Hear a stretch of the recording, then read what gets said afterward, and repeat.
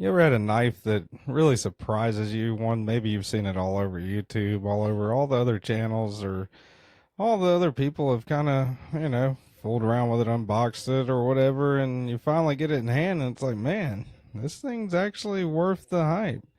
I think this is one of those, guys. Hopefully you enjoy the video. What's up, YouTube? Night Edge here again. Got another pretty cool little overview for you. But pretty cool knife, man. This one was sent to me by Fred the Lug. Big shout out to Fred. There's a sticker right here. Super reflective sticker right there. Go check him out, Fred the Lug. He's got his own channel. He also has a lot of knives for sale on the Discord. Should be linked down below. So go check him out. Big shout out to Fred the Lug right off the bat there. Fred is an awesome dude, and he's let me check out some pretty cool knives. And this one does not disappoint. Didn't disappoint me at all. This is the Kizer Feweed. I don't know. Probably saying it wrong, but pretty cool knife nonetheless. It was designed by a gentleman named Vu Huyn Nam An. Pretty sure I butchered that. Sorry if I did, if the designer for whatever reason happens to be watching my video. But yeah, he said he designed it at a gathering with friends and came up with the idea of it while hanging out with some friends. So that's pretty neat. And there is his maker's mark right there on the blade. Kizer has some pretty cool stuff. We're going to talk all about this one. Let's go ahead and do what we normally do the overalls, the specs and everything. So from the tip of the blade to the end of the handle, you're looking it's like right at 7 inches overall on this one. Blade length 3 1/4, just a hair under 3 1/4 if you go all the way up to where it meets up in the handle scale, and 3 inches, maybe a hair less than 3 inches for that cutting edge on this one. So what I would call probably like a medium sized knife, I guess. Get the calibers out here, make sure we are zeroed out. Thickest part of the spine, kind of hard to measure because of that thumb disc, which I actually like, and talk about that here in just a second. 112, right around 112 thousandths, thickest part of the spine. And behind the edge, around the belly right there, I got 19 thousandths. Handle thickness, 479 thousandths, under half an inch on that handle thickness. All right, put the calibers over there. Let's do some size comparisons. That's generally what we do next anyway, whenever we do a review of a knife. That is the Spyderco Paramilitary 2 up next to it. And here is the Spyderco Para 3. So more along the lines of the size of the Para 3, although pretty much shorter than the Para 3 when you look at it as far as like the overall length of it. The cutting edge, however, does have some more cutting edge than the Para 3. Doesn't have that super aggressive forward choil like the Paramilitary series has there on it. Put these up. Let's see. We got a couple more Kizers here. Compare it to some Kizers. That is the Mini Paragon. And that also another Fred the Lug knife right there. That is the Kizer Hawk. So both of those are pretty much larger, pretty good bit larger actually than the Feweed. Butcher that pronunciation the whole time I'm doing this. All right, that is your DeWalt framing hammer, and of course your 8-inch USA made crescent wrench right there up next to it. Put those away here. Let's go ahead and get out the Scotch tape. Roll a standard roll of Scotch tape right there. All right, so let's do a weight on this thing. Let me get out the scale here. If I had to guess, feels pretty light in hand. I would say right around 3 ounces. 3 ounces would be, I think, a solid guess on this. And let's see how far off I am. 3.2 ounces. Yeah, 3.2 ounces. So a little bit over what I thought, but not too far off. Let's see what it's got as far as milling and stuff on the inside here. You do have titanium scales with what they are calling purple haze carbon fiber inlays there, and no milling at all. So I got a little bit of heft to it because it doesn't. If it had milling, man, this thing would be super light, I would imagine. But nonetheless, not a super duper heavy object to carry, I don't think. 3.2 ounces. Got the old faded blue jeans here. Nice milled titanium pocket clip. Fits in the pocket just fine. Almost seemingly a deep carry pocket clip. So the seam of the pants goes all the way up to right there where it meets up with the where the screw goes in at, and it looks like it is not milled out or not drilled out for lefty carry anyway. Kind of a bummer there, but yeah. So I guess they would have to make like a lefty version of it because it is a standard frame lock.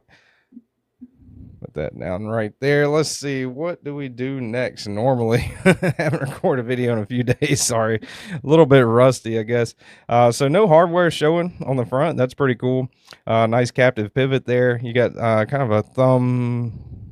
What is that? It's not a triangle. It's not a disc. Parallelogram, pyramid. I don't know.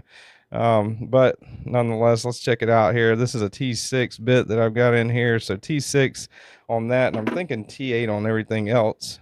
Kind of hoping T8 on everything else would be pretty cool. T8 on the body screws, T8 on the pivot, and T8 on the pocket clip. Awesome.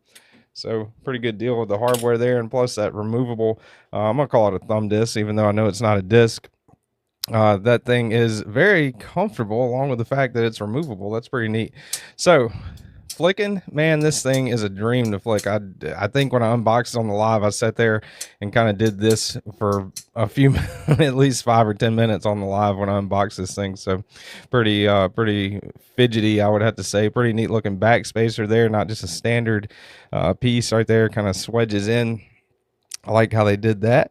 Nice milling, or nice contouring rather, around the handle scales. So that's pretty awesome. Helps out with the comfort there. That lock bar, notice the kind of jimping right there around that lock bar, makes it really comfortable. And I love it whenever they do this with pocket knives. Kind of wedges up, and plus the jimping, really soft, not super aggressive or anything, but just feels really nice to disengage that frame lock like that. Carbon fiber inlays add a nice little pop to it. They do come in a few different variants, so keep that in mind if you don't like the blacked out blade. I believe this is like a PVD coating on here, which is fine. No issues whatsoever there, especially for the price point. And I'm thinking these run, let me double check this. I actually looked at the price of this thing a few times before I started. 169 bucks. There you go. 169 bucks is the price point on this thing. Made in China, of course, by Kizer. Pretty solid knife, man. S35VN. Where is it? Where is it? Right there. S35VN on the steel. Pretty awesome steel. I always like S35VN on a pocket knife. Not bad at all for the price point. And I think Kizer seems to do a lot of S35VN, so maybe that's one of the ways they keep the kind of price point down on a lot of their more premium knives. Is I would consider S35VN a super steel. Not any Magna Cut's probably better, but S35VN is a pretty solid steel. Now for a medium-sized knife, and I wear a large-sized glove, have average-sized hands, I would think, right there where my index finger is, that feels pretty comfortable, pretty locked in. Got my thumb up against that nice harpoon notch there. Got some jimping up here. Now if I want to choke up on it a little bit, I can go up a little bit right there and grip it just fine, although it is the meat of my finger is a little bit close to that blade right there, or cutting edge right there. So I would recommend pulling this out of the pocket. My natural grip on this, and what I would recommend, is gripping it just like this. No issues there, pretty locked in, and still got a little bit of room for the pinky towards the end there. Action on it is awesome. Again, pretty super fidgety there. I've been doing the index there with that front flipper for a minute, but also you can of course use those discs, thumb parallelograms, whatever the hell you want to call them, and that works just fine as well. With the reverse flick, roll it out with your thumb, and of course indexing with that front flipper. So multiple means of deployment on this one. Very fidgety knife, I would have to say. Overall, nice kind of a stonewashy kind of look on that titanium. Positives on this one, highlights, I would have to say the action, just how fidgety it is, man. This thing is super fidgety. Downsides on this one, I would like to see them make a larger version. This one is perfectly fine, no issues whatsoever with it that I can think of, but I would like to see a little bit larger of a version of this one here.